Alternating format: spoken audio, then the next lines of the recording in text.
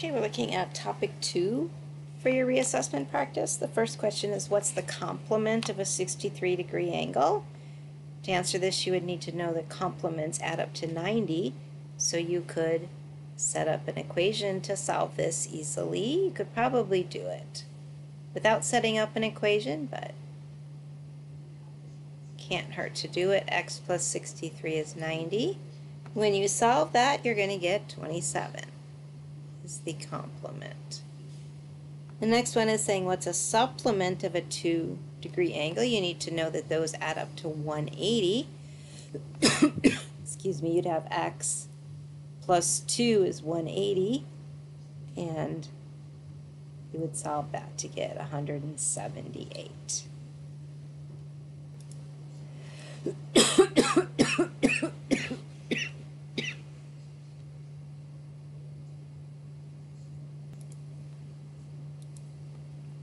Okay, problem number 3. Solve for x. In order to solve for x, you would need to know that these form a linear pair. You can tell that because they make a straight line and they're right next to each other. And the relationship for a linear pair is that they add up to 180. So you would set up your equation to show that the two expressions added together, 2 times the quantity x plus 3, the first one, plus the second angle of 5x plus 1 is equal to 180. So you would solve that by expanding this with the distribution. You'd have 2x plus 6 plus 5x plus 1 is 180. If you add together your x's, you'd end up with 7x plus 7 equals 180. Sorry, I made a mistake here. This is actually a subtract sign. So we're going to do 5x minus 1 here instead of 5x plus 1.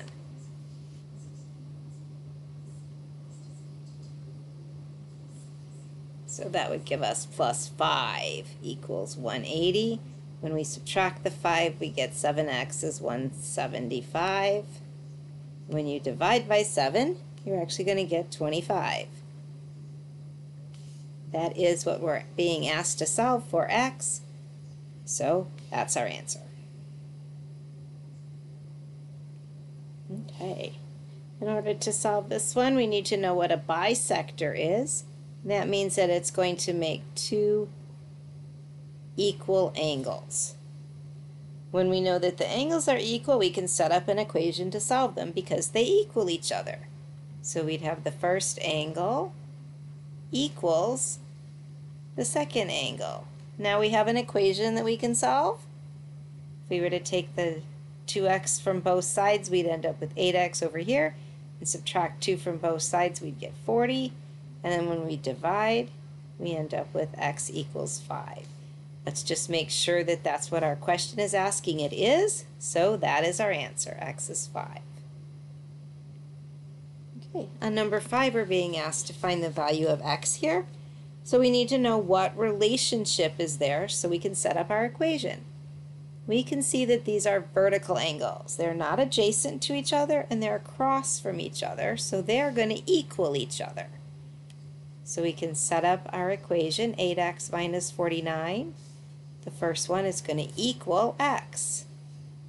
When we subtract x from both sides, we get 7x. When we add 49 to both sides, we get x, which gives us x is 7. Reading the question one last time, that's what we're looking for, so we have our answer. Okay, going on the back page. Question number 6, we want to find what is the value of x. These little tick marks on the angles are the key to figuring this out. Because these angles have the same mark, they are congruent angles, and we then can set up an equation where they equal each other because they're congruent. 50x plus 1 is going to be the same thing as 30x plus 61. When we go to solve it, we're going to end up with 20x. If we subtract 1 from both sides, we'll get 60. And then when we divide, we get 30. So we have x equals 30. That's what we're being asked, so we answered. X equals 30. Okay, and our next one, we're given an angle, and then we're told some information, so I'm going to go ahead and write it into my diagram. QRS, this angle right here is 17. And the measure of QRT is the full angle, so I like to make a marking across the whole thing, and we want to find SRT, this value right here. So what we know about angles that make up bigger angles is that you can add the two smaller ones together. So we're going to use that to set up an equation. 17 plus x, the two smaller ones, are going to add together to give us the bigger angle. There's the equation. When we subtract 17 from both sides, we get x equals 47. Our question, though, is what's the measure of SRT? Since the measure of SRT is 47, we can go ahead and substitute that in. And our answer, the measure of SRT, is 47. Okay. Question number 8 here. We're given an angle again, HID. D is the one in the middle here. Is 20x minus 1. So now instead of having just a pure number, we have an expression. So I'm going to go ahead and put that in there, 20x minus 1. And DIJ, so the bottom angle is -3 plus 15x. We're also told that HIJ, which is the full angle, is 101 degrees. What's the measure of HID? So first we have to solve for x. We're going to do that by knowing that the two smaller angles make up or add to the bigger one. So let us set up our equation.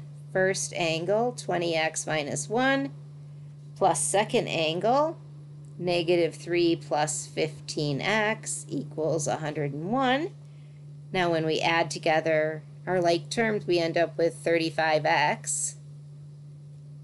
Minus 4 is 101, and when we add 4 to both sides, we get 35x equals 105. And when you divide from both sides, you get 3.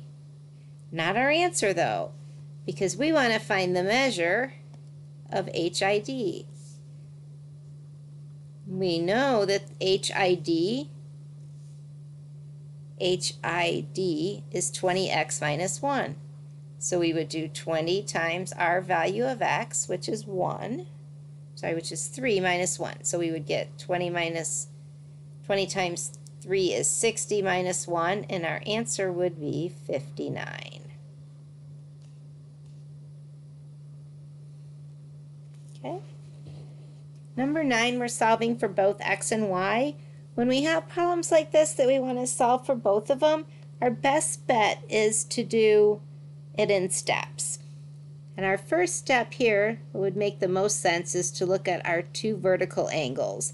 And the reason I'm doing that is because both of these contain only x. So I can make an equation about these two angles and solve for what x is. And the equation for a vertical angle is that they're going to equal the same. So I'll have 6x plus 5 will equal 2x plus 25. I can go ahead and solve this for what x would be. If I subtract 2x from both sides, I'm going to end up with x. If I subtract 5 from both sides, I get 4x equals 20.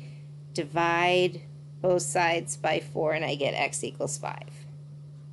That's my first one. One of my questions is to find x. Now I want to find y. Okay?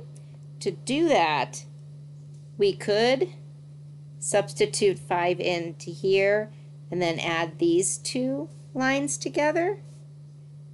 These two are going to make a linear pair, and we know they're going to add to 180. But it might actually be easier if we figure out what 6x plus 5 is. So let's do 6 times 5 plus 5. 6 times 5 is 30 plus 5. We get 35. So we now know that this angle is 35. It's going to make setting up our equation a little bit easier. We're going to add together our first angle plus the one we know is 35. So we're going to get 10y minus 5 plus 35 will be 180. Then all we need to do is solve that equation and we will have it set. This is going to give us 10y. And if we take 180 and add 5 and subtract 35 to it, we would get 150. And then divide by 10 on each side, and we'd get y equals 15. So we now have both what x is and what y is. And we did it by doing the question in two parts. Solve for x and then solve for y. Okay, we want to find, first of all, we want to find two linear pairs. So we're going to do those in green. Our linear pairs. We could have these two angles as linear pairs. Linear pairs. We could have angle AEB and angle AED. For our second set of linear pairs, we could have these two. That would be angle AED and angle DEC. We could have the two below it. That would be angle AEB and angle BEC. And lastly, we could have these two. That would give me angle BEC and angle CED. So any two of those pairs would work. We're going to move on to vertical angles is next. Two pair of vertical angles. So vertical angles are, it's an example, ones that are across from each other. Vertical angles. Our first set there would be angle AEB and angle DEC. And then we could also use the ones on the top and the bottom. They would be vertical to each other also. AED and angle BEC. Okay, now we want two pairs of angles that are not congruent. So we know that our vertical angles are congruent. So we can't use those. We know that our linear pairs add to 180. So all of our not congruent angles, we're going to use our linear pairs. All of those, they're going to add to 180, but they will not be congruent.